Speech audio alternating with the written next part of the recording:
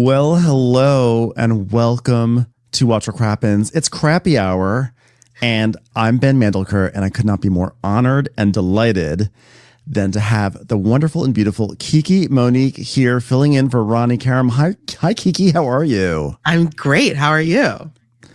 I am fantastic. I'm so happy to see you. I've been seeing a lot of you over the past few weeks. We saw each other at the Watch What Crappens end of podcast or rap party. And then more importantly, the two of us shared a bagel together in Los Angeles. We did a Bagel Friday, Bagel Thursday crossover experience, and it was so fun. So Did much you enjoy fun. the bagel? I mean, the bagel was delicious. I actually had a bagel today. Utopia. I'm in New York. One of the best bagels ever in New York. Oh, you are so lucky. Everyone in the comments is saying hello. If this is your first time joining us here on Crappy Hour, what we do is we talk sort of about Bravo, Goss, etc., maybe the extended world of Bravo for about 45 minutes or so. But we also are going to talk about some of the shows, and then we turn it over to you. And we'll just call you guys up. So as we approach that 45-minute mark, I'm going to put a link in on it'll be in the comments. I think it's going to be on YouTube only, unfortunately, not for Instagram. And we will call you up to join. So if you want to participate later on in the episode, be sure to join us on YouTube, because this is going to YouTube and Instagram. Before we get started, Kiki, do you want to tell everyone where they can find you and listen to your beautiful voice? Yeah, you can always find me on Instagram and TikTok at The Talk of Shame. And you can hear me weekdays with Dorinda Medley on Radio Andy. We host Reality Checked every day at 4 p.m. Eastern. I mean, what a cool thing that you get to host a show with Dorinda Medley herself. I mean, It's when you kind of got a the dream. call, when you were told, like, guess what, you're going to be hosting with Dorinda, like, what was that moment like for you? I mean, I was just kind of like, I'm ready, coach. Put me in. I was like, this is what I've been building up. I've been watching TV my entire life. I've learned everything about reality TV and pop culture. This is what I'm made for. This is the moment. Alvi in the comments says, what is your favorite bagel? I am a sesame bagel girly. What about you, Kiki? I love an onion bagel, lox and cream cheese and, all the Always. things on a nice onion bagel. You really cannot go wrong. Okay, so while we wait for people are still coming in, they're arriving into our virtual room here. So before we do that, before we dive into like the really big headlines as people arrive, I just want to touch base. How are you feeling about the state of Bravo? What's on right now? Like, how are you? Like, any hot takes on some of the big shows that are airing, NextGen or The Valley, etc.? Tell me everything. I feel like there had been a little bit of a dry spell just like not too long ago. And so I'm very excited because I actually feel like every night I'm looking forward to something. Like, I know people, have their opinions about the McBee dynasty, but I love that show. So I'm like happy that's on, Mondays. Obviously, The Valley and NextGen NYC has been appointment TV. Miami. Tuesday nights go off on Bravo. Yeah. Yes. Miami is amazing. And now Orange County is back. Like, I'm pretty much in heaven. And I actually just watched King's Court.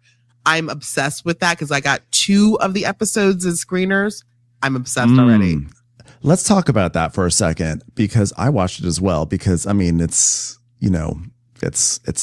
what's his face? Why am I all of a sudden blanking on his name? Tyson, So hard I forgot his name. Beckford, Tyson. yes. Thank you. I almost said Tyrese. I was like, it's not Tyrese.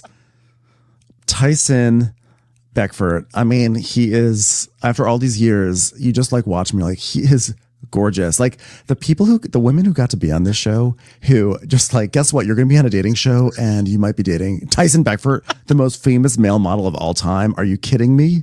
Yeah. Like, Yeah. I would be like, what? So I watched it as well. Okay, wait. So tell me, what did you think about it? What did you think about the premiere? Like, and which guy do you like the most? I actually like all 3 guys because I think they're so different in their own ways that I feel like it's a really good mix. And I think they have I think the women that they have is really interesting. I like the setup where, I like how they're dating and they, because I always love chaos. I like when it's like, yes, you have an idea of who you want to be with, but if that guy's feeling someone else, then you can kind of move over here and like everyone's on. I love the whole setup. Again, I feel like I'm a little bit, because I'm ahead because I watched episode 2. Episode 2 made me the biggest fan, but really, yeah, because I thought episode 1 was nice. I enjoyed it. I didn't think it was like I didn't think it was like life changing. And in fact, I thought when they went on their dates, it was kind of annoying. I liked when they were talking and schmoozing. I think I'm like right now in a Love Island state where I just want to see people talk, because like when they went skydiving or when they went to that like paint class, I was kind of like, I don't know, like this, it's just like very reality showy. And I'm like, I don't believe anyone's building any sort of relationship here. But, the guys are so hot. They're so hot. Yeah, no, like I can see how the dates got cringe, but the true colors, especially if one of the particular women comes out in episode 2, and then that's when you see, okay, we're in a competition now, because they're introducing more women. So it's not just going to be those women for the whole time. Yes, that makes me excited. And all three guys were very interesting, because Tyson arguably has been in the public eye the longest, I think, of these three. Yeah. And so he's actually, I find, very comfortable there. Carlos is a bit more, I mean, they've all been in the public eye a lot, but Carlos is much more of like a yogi spiritual guy too, which surprised me. And then Tyson, I think that like, not Tyson, Titus he's so hot. Like, I mean, I love a muscular guy, and but he's a little cheesy. I'm like a little concerned. My cheesy meter's going off a bit, but I do like him. And like, I'm still trying to get a vibe on him, but what I do like is he's very honest about, what it means to be a big black man, and there's white women in the house. And like, I love that he's willing to have those conversations, because I think that is important. And so I kind of like that aspect. And then, Carlos, I think, is the basketball player.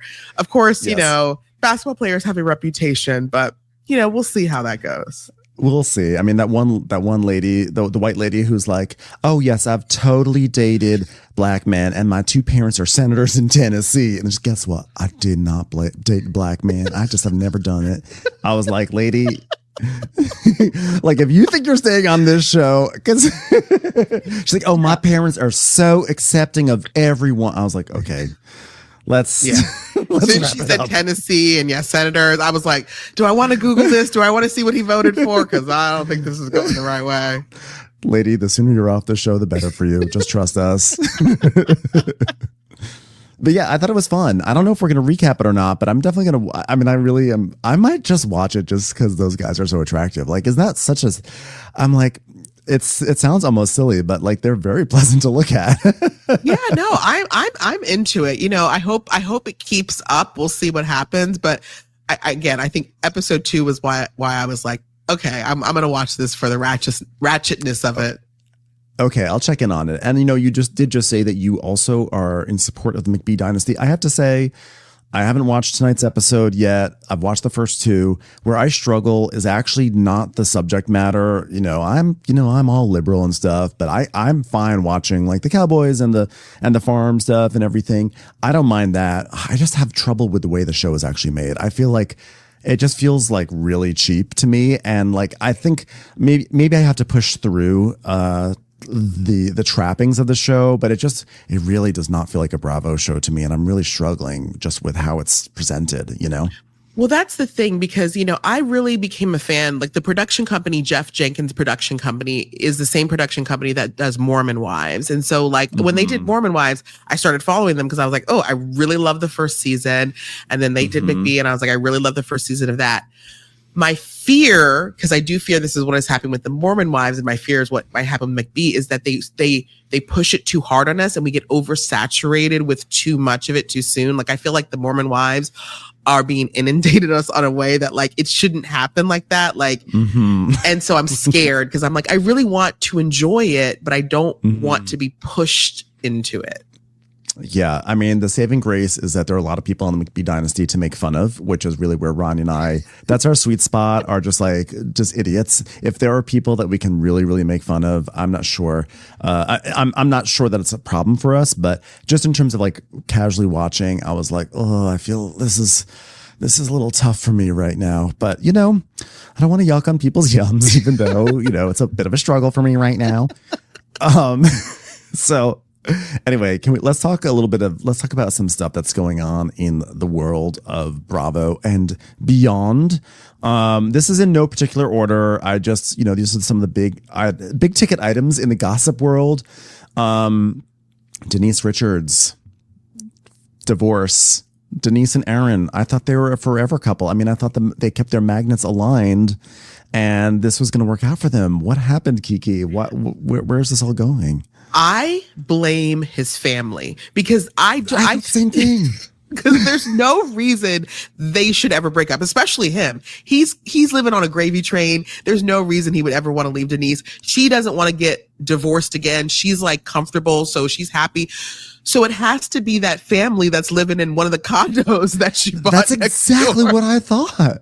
Because like literally, I was thinking about. I was like, there's a whole family of freeloaders that have taken over their house that have been there since the pandemic. Because the only way you could be spending $10,000 in groceries is if you are buying it for that many people. Because like the $105,000 monthly nut, okay? You're paying for so many people. And I get it. Like she probably is, taking care of her daughters. Cause you know what? Lola works at a coffee shop. Like, I mean, she's like in a coffee shop and she has like a very like spiritual Taco Tuesday that she does. And then the other one is, remember that when she was like, "Dear Heavenly Father, thank you for this Taco Tuesday." And the other one's doing only. It has to be. It has to be because it seemed like everything was fine, but then he hasn't been working apparently for the past few months. I think that's what I read, or as much as like conning like rich people in Malibu to go to his like facility and like have magnets put on them, or whatever, to test for cancer. Like as much as that is a job, I don't think that he has a huge amount of income. But the thing is that like I don't think Denise would even care about that. And in fact, I was reading that Teddy and Erica have come to the defense of Denise because they said on Two T's on a Pod, like, yeah, Denise is like does not want a divorce. She wants to make it work all the way to the end. So I think I may be misspeaking, but I think they are predicting that Aaron decided to make this call. Do you think Aaron would do this? That would be very foolish of him unless he knew that he could get a big alimony, settlement, because that's the danger of keeping a kept person is once you get them acclimated to that lifestyle, yes, you technically have to keep them in that lifestyle. Now, I will say they don't have any kids together unless he adopted Eloise, which I don't think he did, but I don't know. Otherwise, they don't have any kids together. So it's like, typically judges, I think, say you have to maintain that lifestyle because if the kids come over, they expect a certain lifestyle as well. Right. I shouldn't have to maintain your lifestyle just because you like it. Yeah. You're a grown man. I mean, this is the most predictable outcome for this guy. I mean, he's like a grown ass himbo. He's like hot, and like when he was younger, he just he was probably like a pool boy. Like he would have been on Love Island if given the chance back in like 1995, whenever. And he like probably just slept his way around throughout like Los Angeles. I'm not saying he did. I'm just saying like he just seems like the type. We've all seen them around this city. These like hot guys that are like personal trainers and whatever, and they just go from like they're just like hired hands to go around. And he eventually like has enough of these ladies that he's able to build a client base to go to his whatever that company is that he had, where he had metals or magnets or whatever. He's able to do this full on fraudulent business. Oh my and God. Then like he's gonna like attach himself onto a star and then divorce and get that money. Like I think it was like the most obvious prediction. And the best part is, in like 2 years, they're going to reboot Denise Richards, and her Wild Things. And it'll be like, well, Aaron's coming over. We're divorced. He sucked me dry, but family's family. So Sunday night dinners. Am I right? I more hope that since they're already, trying to cast this NextGen LA, I would love to just have Sammy and Lola be casted for NextGen LA. We know the parents come in occasionally, and then we get to see Denise, interacting with her daughters while they're not talking, but then we get to hear her backstory that way. And that I just feel like we keep the story going that way. Speaking of NextGen LA, the most important question of our time is, who do you think should be on NextGen LA? I think I read that the Dubrows were pushing to have one or two of their kids. I'm sure they want Nikki. He's a realtor now with the Altman Group. He has to be on this show. He's just fabulous. But what other kids are there? I guess No, probably I Richards. want Brandy Glanville's son because I want Brandy to show up. Yes. I want to see that happening. Yeah, like I said, Denise Richards' daughters. I would like to see Cynthia. I would like to see what Noelle is up to because I just feel like, she would be like the Riley of the group, like kind of just like, but I don't know. Again, like I do want there to be connection of some way, shape, or form because I think that's why NYC is working pretty well. Who else lives in LA? I mean, there has to be like the LA people that work for entertainment that we don't know yet. Yes, there's all those people. I don't want really any of Kyle's daughters. I'm just sort of like, I'm over. They're no, too much they can of them. do their. We see them on Beverly. Yeah, we don't need them. And by the way, in the comments, please weigh in on who you'd like to see on NextGen LA because I would love to hear that. I'm trying to think. Was there anyone from Shaw's of Sunset? No one from Shaw's of Sunset is of age. Their kids aren't old enough yet. I'm just imagining Kyle Richards putting like a little beret on Portia and like putting her face full of makeup and be like, "Go, you can be 22. You can do it. You can do it. You can play older." What? Okay. I said no. I said none of Kyle Richards' daughters, but actually Portia could actually because she's right on the precipice. How old is she now? Like 17? I think she's 17. She's probably not old enough yet. I need them to be at least 21 and get a little bit of ratchet. Yeah. Someone on Instagram, Alton said, Summer Moon. I'm just imagining Scheana, because Scheana would do that. She would dress up Summer Moon like she was in Clueless or something and be like, yeah, she's totally eligible. I'm just imagining all these like fame-craved people here just like trying to make their kids look older. What about, are the Hamlin sisters too old? Which sounds crazy.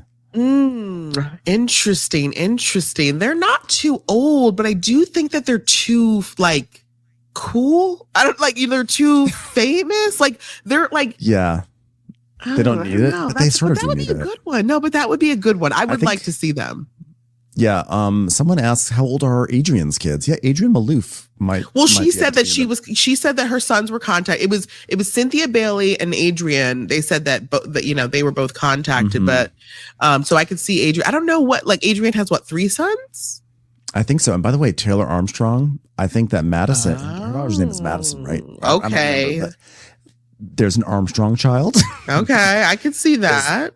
Is there a grammar that's around? Oh, like a younger grammar, maybe a post Camille grammar that is in there. I don't know. This is actually like my favorite game now is to try to think about all the children that are like circulating around. There really are not as many on these shows. I mean, Orange County, because people could come up from Orange County, because if Gia can come in from New Jersey to be in New York City, we can get some Orange County types. Which I just think there needs to be casting though that like because there's kids that literally are in LA that like are from very famous families that we've never seen before because they've just been behind the scenes, and so we need a couple of those for just like that actual LA flavor. Yeah, Siri Cruz. I'm gonna say it right. Yes. Oh my God. She's in New York now, though, right? She's a New Yorker. No problem. Yeah. Whatever. We like. She can reunite with Daddy. Okay, I still want to hear more. Oh God, someone said Gina's daughter. Gina's daughter is too old, and I feel like she's like married to like a football player. Yeah, she has like 3 kids. Yeah, she's fine. Everyone is going off in the comments. This is hilarious. Someone suggests Francois van Kempen. I mean, like, Bronwyn has a bunch of kids. Now. I know. Okay. Well, let's move on from that. I still would like to entertain everyone's thoughts. Maybe we'll do something on social media, like accept solicitations for everyone can be agents for these children, and you can act on their behalf and advocate for them. It's time for a commercial. It's time for a Crappens commercial.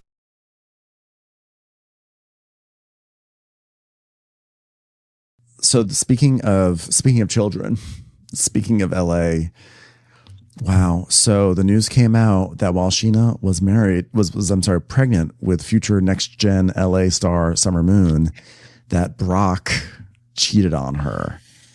And he only told her because, as she tells it in her memoir, that she was reaching for the remote to turn on Real Housewives of New Jersey. And Brock said, wait a second, I've got something serious to tell you. Which, by the way, it's great timing. Like before we watch The Real Housewives of New Jersey, okay? Before we get into this, let me just set the tone. Yeah. I cheated on you. Yeah. What did you think about all this? Oh, it's just like, it's so gut wrenching because I start thinking forward because I start thinking, okay, is this person going to come forward? Right. And like, I hope this is the only person that comes forward, right? Like, I hope you were very honest and you told her everything. And like, I just like start thinking of just like, oh, all the terrible things. And I feel the worst because like, you know, Scheana is the one that's going to have to like deal with this, even though obviously people are like shitting on Brock as they should, because like, it's terrible. Yeah. Like the fact that she has to like deal with this, like she always like the thing about Scheana is like people they feel some type of way about her, like they'll always attach things. Like I think that people will show up with Rubik's cubes at places, you know, now just because you know what I'm saying, just because they will. Just to clarify that Scheana explained that she's like, I was so in shock, I wanted to scream, but Summer Moon was sleeping. I didn't want to wake up Summer Moon, so I walked away, and then I came back and I slapped him across the face and I threw a Rubik's cube at him, but he dodged it. I was like, of course, the most hurt. Like I'm just imagining the scene in The Godfather where Talia Shire like destroys all the plates in the house when she finds out about like Sonny's infidelity. But then Scheana's version is, I threw a Rubik's cube and that settled that. Yeah. But it's like now, you know, because you go back now, because I think Bravo Investigator has been like, you know, kind of replaying scenes from like season 11 now with a different lens, knowing this. And it is now interesting to kind of go back to Vanderpump Rules and see, because there were like arguments that Scheana and Brock were having that you felt were like, this doesn't feel like a real argument. And you realize, oh, that's because there was this whole other layer that none of us even knew about. That's right. They did. Yeah. Well, because it was, I'm trying to remember when. So the season, God, it's hard. It's all a blur. This was like before, like the season where he cheated was before Scandival, right? I should know this because I actually just read Scheana's autobiography. I guess it happened during COVID, right? So they had felt like it happened during COVID while she was pregnant. And then, yeah, by the time they came back for season 9 or 10, she had already had Summer Moon. Yeah. So it had to have happened before that. And then season 11 was when he told her, I think right before season 11. I think that's the something. I think that's what it was. I don't know. You know, it's like I feel bad for Scheana, but she's also like, she just basically launched this right into the press. Like, so I am going on to Chelsea Devantez's podcast, which you did, but also Glorious Trash. Yeah. And that podcast is all about talking about celebrity, you know, memoirs, etc. And so I was recruited for Scheana's, which is coming out next week.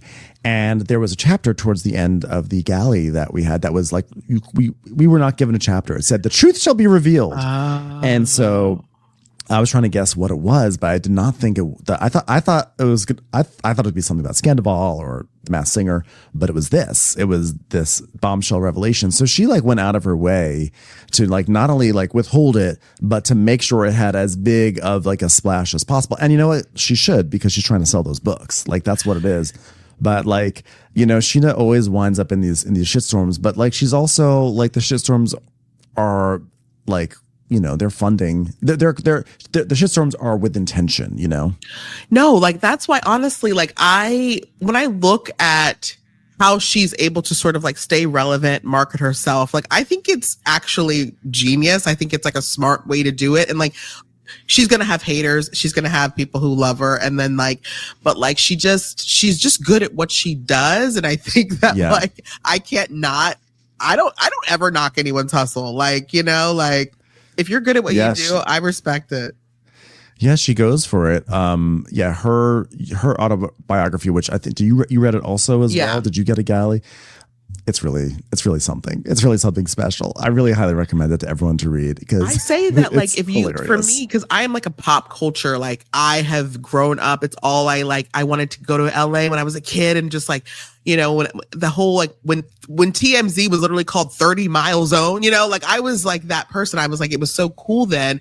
The fact that she was there during that time and you get to hear all the stories of her in that time. And she's a hot young girl in that time. Like my experience would have been different during that time because I wouldn't have been a hot white girl during that time. Like, you know, I was here during that time and I can tell you my experience was very different as well. I was awkward closeted gay man and I had a very different experience, but it was kind of amazing. You know, she tells stories like very sort of like surface level stories about like, and then I went to Joseph's nightclub and it was like really fun. I would go in there and I met up with a friend and then she was like really nice. We started working at like a cigar club and like we just had like a really fun time together because I'm such a people pleaser. Like every chapter just ends with her announcing that she's a people pleaser, which is not unlike the TV show.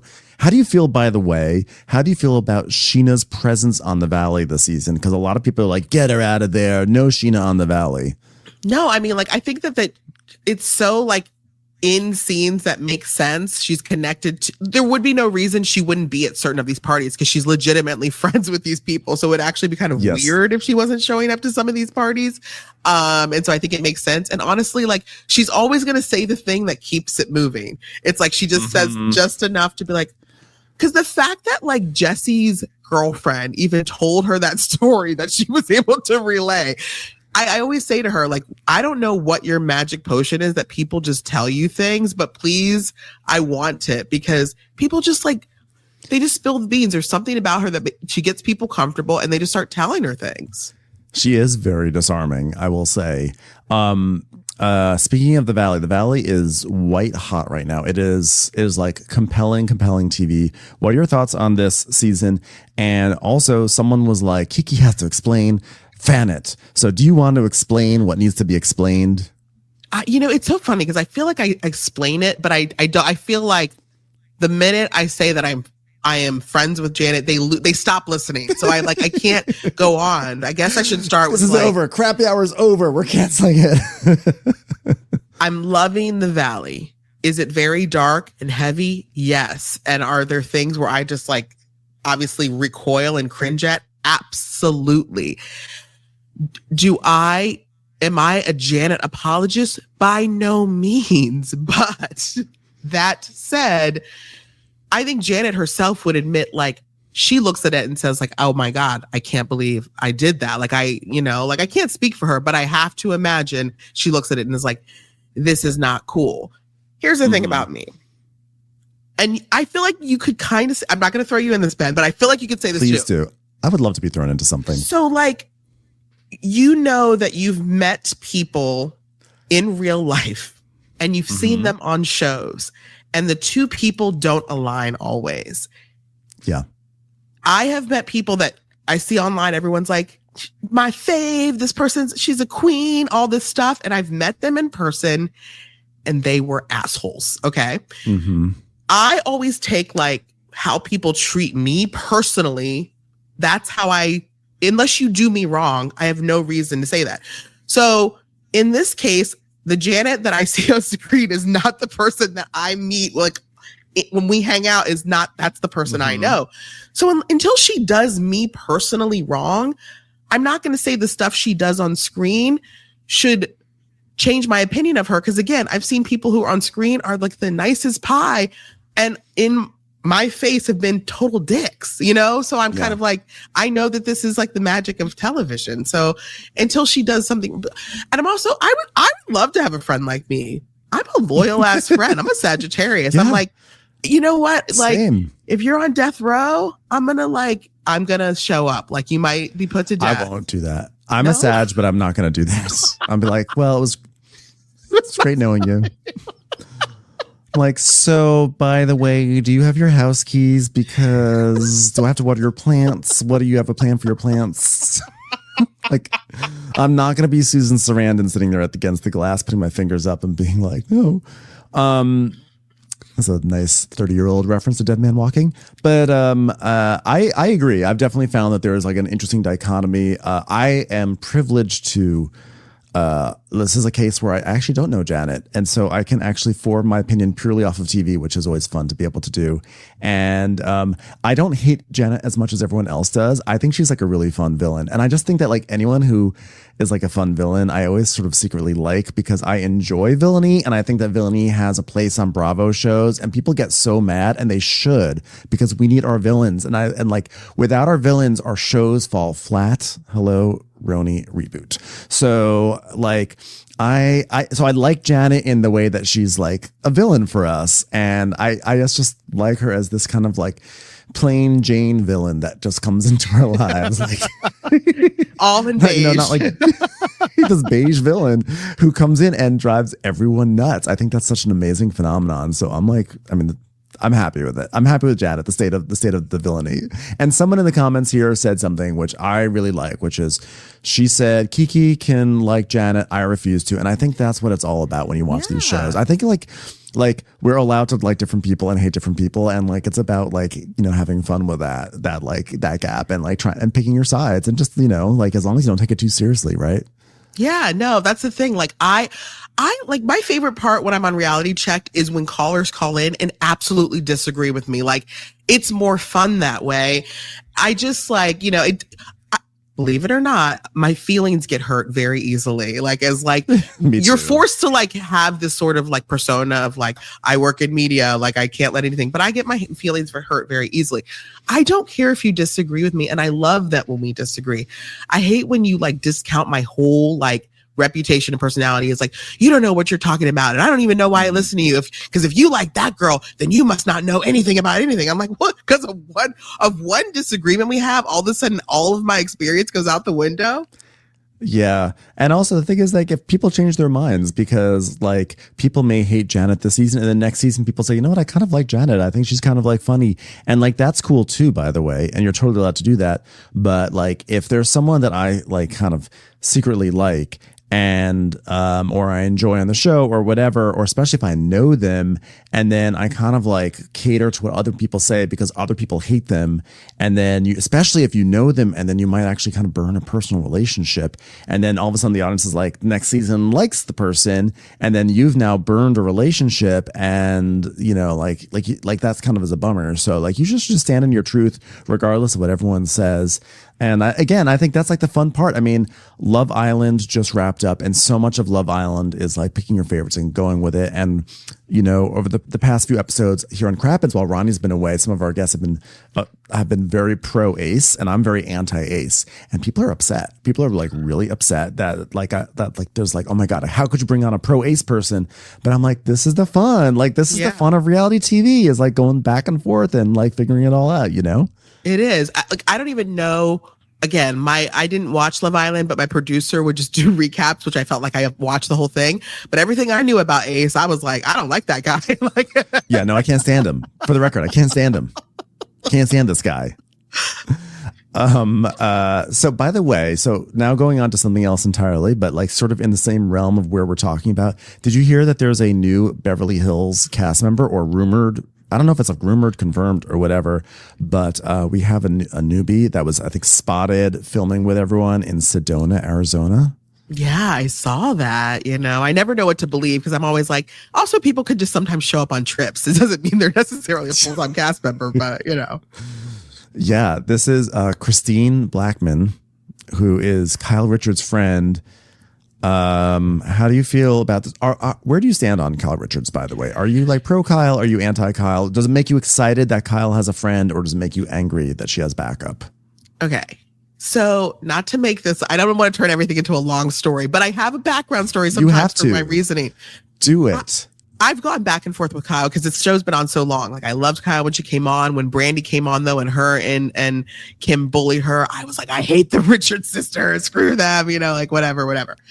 And then recently I've just kind of like, she's like the longest running housewife. She's there. And I don't know. Like, I don't know if I had a feeling. I get invited to this event where it's at the Beverly Hills Hotel. And I'm told it's a very small event. And they invited maybe like 8 influencers. And they say, we're going to be watching an episode of Real Housewives of Beverly Hills with one of the Beverly Hills housewives. And I was like, oh, how fun. At the Beverly Hills Hotel. Great, whatever. Now, I work in media, so I got the screener of the episode. So I was like, let me watch it before, because I had to go on the air the next day. And I knew if we watched it in a group, I wouldn't be paying attention. So I was like, let me watch the episode before I get to the hotel so I can know what happens. Yes. I watched the hotel. It's the episode where we find out Kyle's friend had died by suicide. So I was like, oh my gosh. I was like, this is crazy. Why would they make this the watch party? Okay, go on. I don't know if it had just been pre-planned or whatever, and they didn't know what episode it was going to be. So I immediately go, well, clearly Kyle is not going to be the housewife, because that would be crazy, right? Get to the hotel. Who shows up? Kyle. And I literally, my heart sinks, because I'm like, we are going to have to watch this episode together. But she comes in and she didn't even know it was going to be that episode. And so she says to us, she's like, I just watched the episode and I just found out. Anyways, all I'm going to say is, like, we watched the episode together, the 10 of us in the room, like, she had her friend, we're crying. We're like, anyways, it felt like a very healing moment. She probably doesn't even know my name. So I'm not going to say that we're good friends. But what I'm saying is, in that moment, I feel like anybody else would have just canceled the night. The fact that she stayed and watched this with us, with some 8 strange influencers who she had no idea. It made me, I don't know, it changed my opinion of her. Because again, I think that she could have easily said, I got to go. Right. She kept her obligation to you guys, which was, I guess that is commendable. Or it's just speaks to Kyle's, like her dedication to controlling the narrative of her story. But I think, I know what you're saying. I think that is actually, that's a tough one to watch with quote unquote the bloggers. The bloggers we all have to be aware of. Right. Beware of the bloggers. That's the big story in Orange County these days. Did you like the premiere, by the way, of Orange County?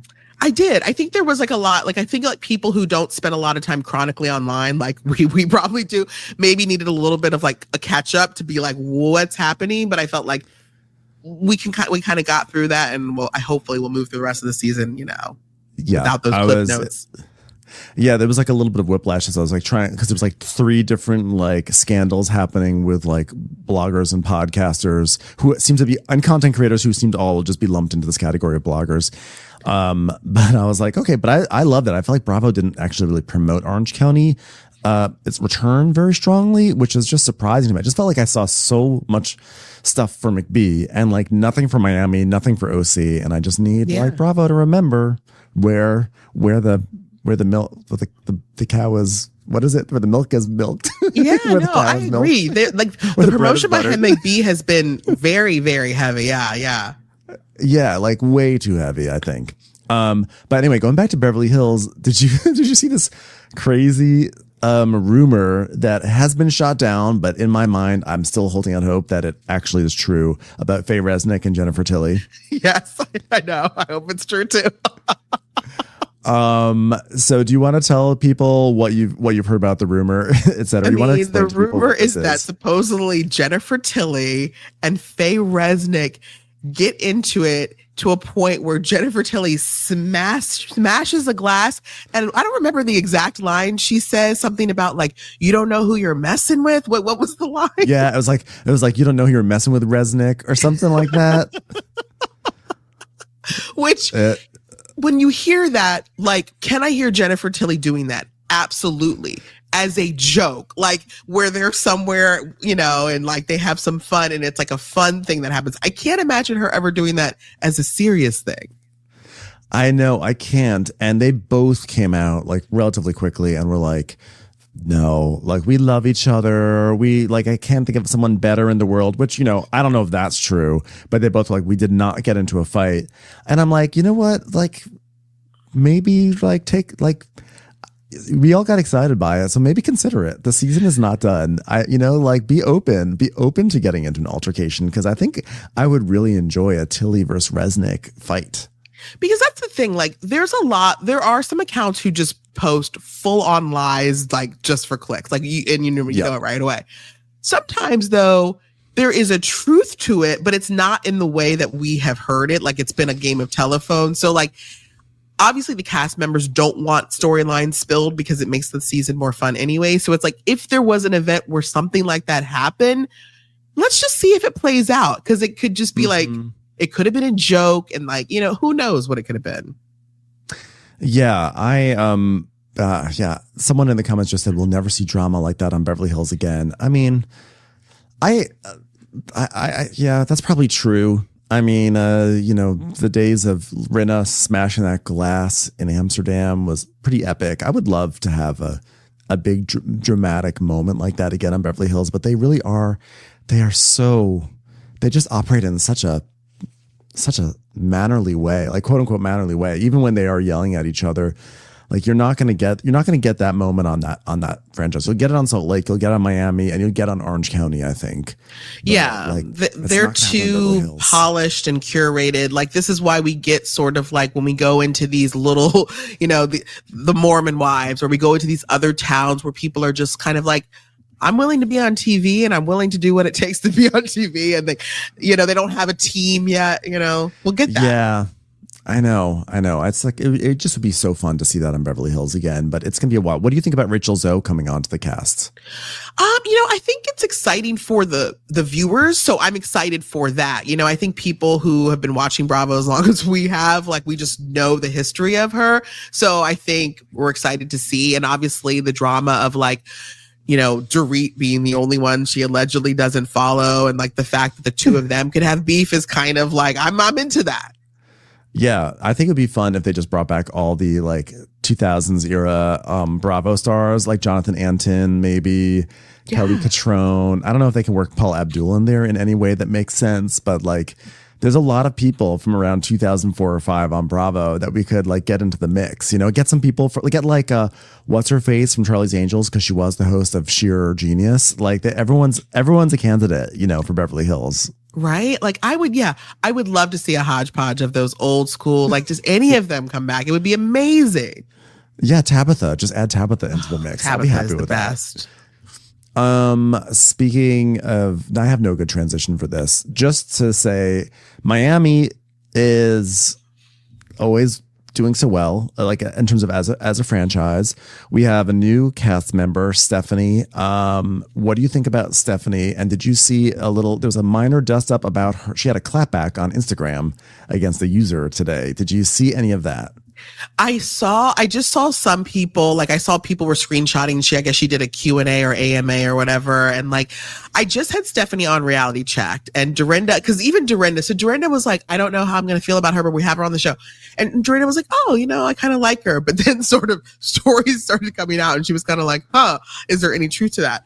I will say, like, she was lovely. Like, she's fun. Mm-hmm. She was like spilling tea, which, they made us kind of not get rid of because she was spilling too much tea about the reunion. Too much tea around. But, like, I thought she was really fun. Like, she's super young. She read older on screen to me, but she's like obviously super young. But look, maybe that's because she dresses like Jackie O. She has like a little Chanel suit, But if his ex-wife and the daughters start coming out and they do start speaking to the blogs like about their stories, I don't know. It might be a rough ride because I don't, whatever history is happening. There's just no way that these people are going to have a Real Housewives of Miami career, and all these skeletons are not going to come surfacing. I mean, if you're working in real estate, there are going to be lawsuits. There's going to be complaints. There's going to be like, oh, they owe debt. It's just like, we just see it. We know it. And she talks so much about money and business. And she's powerful. And I love business, that you just know the bottom's going to fall out. And I'm really excited for that. But I'm also excited for the pre-bottom falling out, because I think she's like perfectly obnoxious, and I like that she's kind of bossy, and I love that she laid into Lisa. Yes. But so the small dust up is that on her story, someone she put on Instagram, she said, like, ask or tell me something with a heart, and someone goes, you slept your way up. So she responded by making a story where she said, if sleeping your way up worked, you'd be on top too. So what happened? Because by the looks of your profile, you slept yourself to the Walmart clearance aisle. Not a good look to go after the viewers. But you know what? Like, this again is harking back to old school days. I mean, Rihanna used to pop off on Twitter. Like, we loved that. It was amazing. Yeah. And so, like, I don't mind when a new housewife goes off, but I do, when I see a new housewife show up with a private plane, I always go, because we've seen too much fake wealth where I'm just like, I don't want this to come bite you. Like, just don't show the private planes. And also, we know there's clearly an IRS division dedicated to Real Housewives watching. They're counting your dollars. Like, I would just be terrified to show up with the private plane. Be careful. Also in Miami, another controversy comes from Martina Navratilova, who, this lady, she's like, I don't want Julia to be the only one with a villain edit this season. Let me join. Let me be part of this. So she tweeted, she regrammed something about egg donations, and she tweeted, "Surrogacy is just wrong. Sometimes you can't have it all." This is, well, not only is that wrong, but really, you're going to be the one to do this while you've dragged us through an adoption storyline, both human and goat, for 2 years. I don't want to hear it. I don't no, you should support your fellow families that are trying to have a child through surrogacy. I think it's obviously totally fine. And I don't know why she decided to have this hot take out of nowhere, especially when so much of her storyline is about building up a family. The way I have turned on Julia and Martina in the last few weeks, I'm just I feel like they are now elitist who believe that I can have this, but what are you doing? Looking down on people and how dare you? And I definitely had the worst taste in my mouth when this last episode, they put up pictures of their adopted Black sons. That sent me into a place of what are we doing here? Because you were so private about it. Now you're showing them off. They didn't have, I don't know. Everything about it gave me a bad taste. But then on top of it, essentially your boss, let's face it, Andy Cohen is your boss. And you're going to say it's not for everyone. Okay. Well, I hope you enjoy not having a job next year because what? No. Gross. Yeah, exactly. And as Mallory points out in the comments, Martina also has a history of being anti-trans as well, which has come out over the past few years.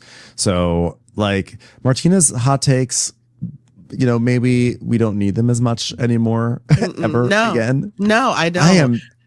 I used to love these two on the show. And the Julia, in terms of Julia, I think that she got the bug where she was she's on the chopping block, so she's going to do some outrageous stuff. And she did it wrong. She did it all wrong. And now the audience has turned on her totally. Yeah. And as they rightfully so. I literally, I'm there's no, I'm trying to see any possible, no, there's just no redemption here. And whatever happening is what's happening on screen and also what's happening in real time. I'm I've just lost all. Yeah, exactly. So right now it is time to turn things over to the audience. And what we usually do here is that we stop the audio recording, but we keep the YouTube going, I believe. I think that's how it goes. Okay. Ronnie normally controls this part, so I'm excited. I'm controlling the operations. So to everyone who is listening on the Crappens feed, thank you so much for listening. Thank you, Kiki, for being here, although you're going to stay on with us here after this audio portion is done. And remember, we do Crappy Hour every 2 weeks. So if you missed it, come join us on YouTube or on an Instagram. We do Mondays. So our next one will be in whenever is 14 days from the 28th. I think that's what it would be. And happy Bastille Day, by the way. Happy July 14th. Oh, Bastille yes. Day, right? Yes. What a delightful thing. All right. Thanks, everyone. Watch What Crappens would like to thank its premium sponsors. Ain't no thing like Allison King. It's always a party on Allison Block. Our way is the Amber way. It's the Foster and the Furious. It's Amanda Foster. She can run my country. It's Angie McGovern. It's always automatic with Ashley Otto. Put your hands together for Carly Clapp. Get on the right foot with Chrissy Offit. She's not just a Sheila, she's a Daniela Etchels. We never miss her call. It's Diane Call. Aaron McNicholas. She don't miss no trickolas. Hava Nagila Weber. You'll never hide from Heidi Eleanor Jones. I go, you go, we all go for Hugo. Jamie. She has no left last namey. She's our kind of mess. It's Jennifer Messer. Sip some scotch with Jessica Trotch. She's our favorite streamer, Caroline Peacock. Kristen the Piston Anderson. Get a bee in your bonnet with Lacey B. K Sarah Sarah, whatever will be, will Lauren Silsby. Bringing the funk, it's Leslie Plunkett. She gets an A from us. It's Lindsay D.